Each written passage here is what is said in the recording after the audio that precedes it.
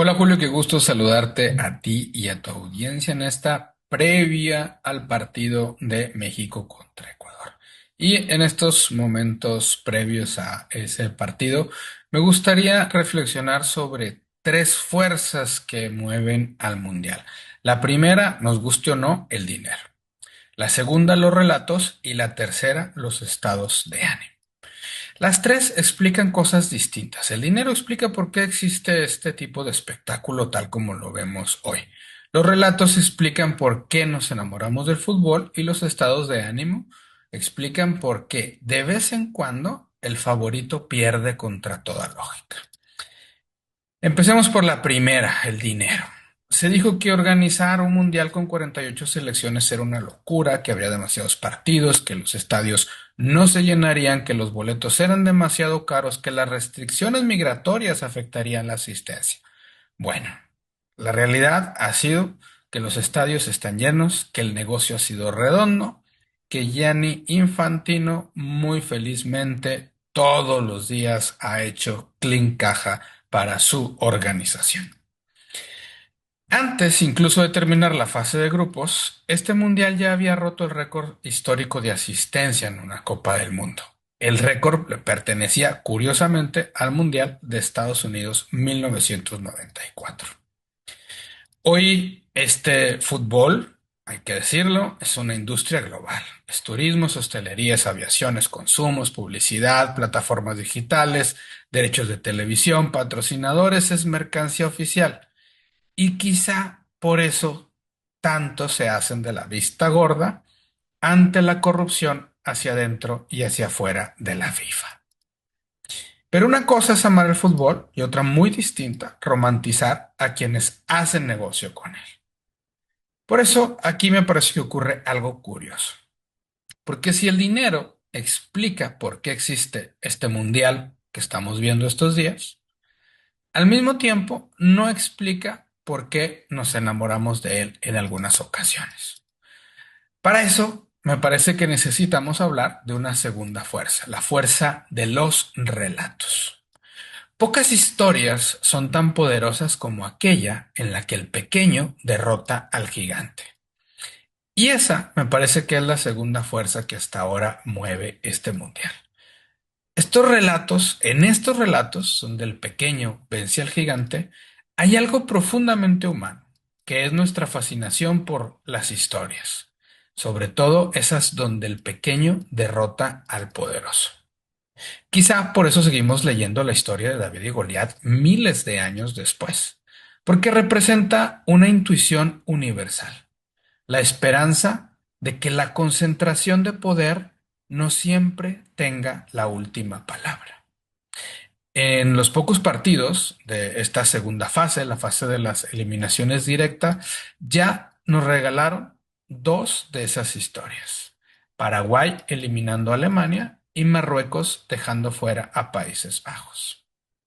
No importa si uno simpatiza o no con esas selecciones. Y me parece que la pregunta es ¿por qué alguien en México, en Japón, en Argentina o Pakistán terminan gritando un gol de Paraguay o un gol de Marruecos? Quizá porque el ser humano necesita creer que el resultado nunca está completamente escrito. A ver, si es verdad que entendemos nuestra existencia a través de relatos, entonces tenemos que reconocer que no vivimos únicamente de hechos, vivimos también de las historias. Y el deporte hoy produce algunas de las mejores narraciones contemporáneas. Si siempre ganaran los mismos, el fútbol sería extraordinariamente eficiente, pero terriblemente aburrido. Lo que mantiene vivo este deporte no es que existen gigantes, es que los gigantes pueden caer. Porque el poder genera admiración, pero la vulnerabilidad parece que todavía genera empatía. No creo que se odie a Alemania o que caigan malos neerlandeses. Más bien me parece que por un instante el fútbol nos recordó que las historias más prestigiosas nunca garantizan el resultado. Porque como dice el dicho, el fútbol no se juega únicamente con las piernas, también se juega con la cabeza y por supuesto con el corazón. Y así llegamos al partido entre México y Ecuador. A ver, si uno analiza fríamente el torneo, es razonable pensar que Ecuador llega con mejores argumentos futbolísticos. Ha demostrado un funcionamiento colectivo más sólido, una mayor intensidad y sobre todo una identidad de juego más clara. Ha tenido rivales más duros también. Pero el fútbol no siempre respeta los pronósticos. El partido empieza a jugarse desde el ambiente, en la presión, en la ilusión, en la confianza, en el miedo. México jugará en su casa y ese entorno modifica el comportamiento humano. No convierte ese entorno, la localía, no convierte automáticamente a un equipo inferior en uno superior, sería absurdo decirlo, pero sí puede alterar decisiones. Puede aumentar la confianza de unos y aumentar la ansiedad de otros. Y en el fútbol ocurre exactamente lo mismo. Un equipo convencido de que puede ganar juega distinto a uno que empieza a dudar. Por supuesto que la confianza no sustituye al talento, pero muchas veces permite expresarlo. El miedo tampoco elimina la calidad, pero puede esconderlo. Por eso, el fútbol es mucho más que un deporte. Es una especie de laboratorio de la condición humana. Nos enseña cómo el dinero, nos guste o no, construye este tipo de escenarios, pero son los relatos los que le dan sentido y cómo los estados de ánimo pueden cambiar el desenlace. Quizá por eso siguen siendo muy altas las audiencias en los mundiales. No se sintoniza el partido para comprobar que siempre gana el mejor. Quizá la motivación de muchos sea esa posibilidad, la posibilidad de seguir creyendo que ningún Goliat está completamente a salvo y que ningún David está condenado de antemano.